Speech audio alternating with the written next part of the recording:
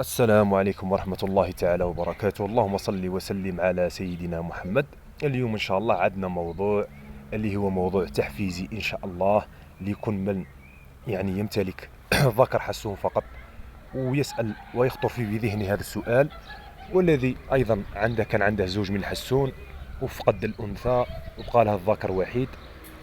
اليوم الموضوع هو الجواب حول هذا السؤال: هل أستطيع أن أنتج من أنثى حسون اقتنيتها مؤخرا، أو سوف أشتريها اليوم أو غدا أو بعد غد؟ ما زال أخي الكريم الوقت، رانا في شهر مارس، باقي شهر أفريل، ماي، جوان، جويليا، حتى الأوت. تقدر تنتج إذا كان هناك عندك في البيت حرارة غير مرتفعة، يعني تكون حرارة يعني جو بارد بالنسبة للجو الخارجي تاع الصيف. المهم أخي الكريم، تقدر، وكما قلتها في مواضيع سابقة، أنا شخصيا أقتني كل موسم عدة إناث وعدة ذكور.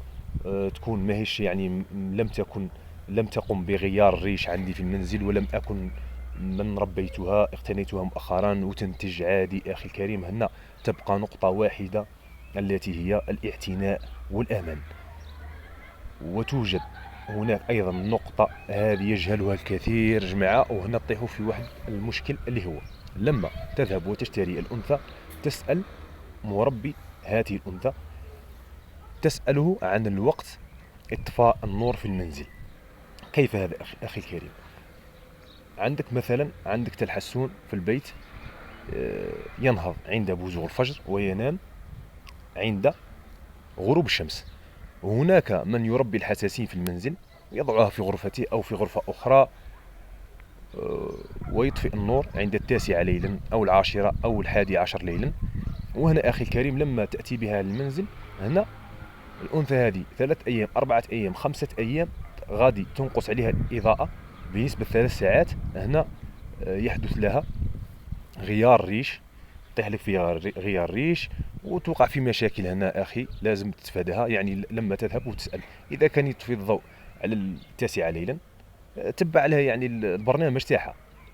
لماذا؟ الأنثى الحسون هنا دخلت في الجهوزية، لما زاد لها هو أضاف لها هذه الساعات من الضوء، لما تأتي بها إلى المنزل ينقص عليها ساعات الإضاءة. ماذا تفعل هي؟ يعني هي في الغريزة الطيور، يعني تظهر لها أنها هنا في موسم غير موسم التزاوج، يعني دخلت في موسم التزاوج اللي هو الربيع زيادة والصيف زيادة عدد ساعات النور، كأنها دخلت في الشتاء، يعني نقص عليها الوقت أو في نهاية الخريف. هنا لازم عليك أخي الكريم، النقطة هذه مهمة لازم تأكد عليها، يعني تتفاداها وتبع بالنصائح اللي راها في القناة، وسوف تنتج بإذن الله. وهذا الموضوع درته تحفيزي للناس اللي مازال كاين اللي يكسب فقط ذكر. أخي تقدر تزوج مازال الحال.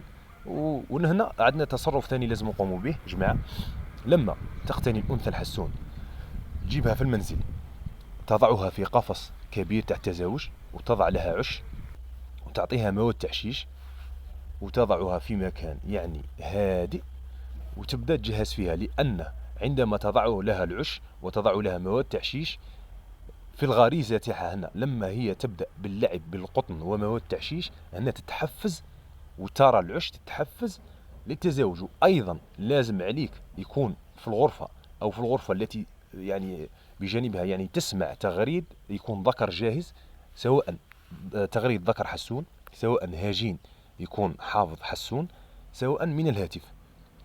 وتضع لها الدوش يعني، والعناية في التغذية. عندك البذور تعطيها خليط من البذور، مثلا أنا أستعمل بذور الشيا مع القنب الهندي مع بذور البيريلا، هادو نخلطهم مع بعضهم، نعطيها لها في المعلف الصغير في القودي، يعني نعطي لها تاكل كل 3 أيام، كل يومين، كل 3 أيام نعطيها تاكل يعني هذه البذور، كي أعتني بها وتدخل في الجهوزية التامة.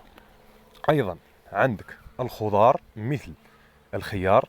الخيار هام جماعة جدا جدا، خاصة الأنثى. الخيار والسبانخ هذو أنا أعمل بهم يعني برنامج تاعي، وهذا غادي نحط إن شاء الله برنامج في الأيام القليلة القادمة، نحط لكم برنامج تاع الجهوزية التامة إن شاء الله، والاستحمام، وتدخل لك الأنثى اللي اقتنيتها في الجهوزية، ويكون عندك ذكر جاهز تنتج أخي عادي إن شاء الله. المهم العناية والأمان وعدم الإزعاج، وإن شاء الله نحافظوا على هذا الطائر من الانقراض، لأنه طائر أصبح كان مهدد بالانقراض وحاليا أصبح في الانقراض. إن شاء الله ربي يوفقنا. المهم في مواضيع قادمة إن شاء الله، والسلام عليكم ورحمة الله تعالى وبركاته.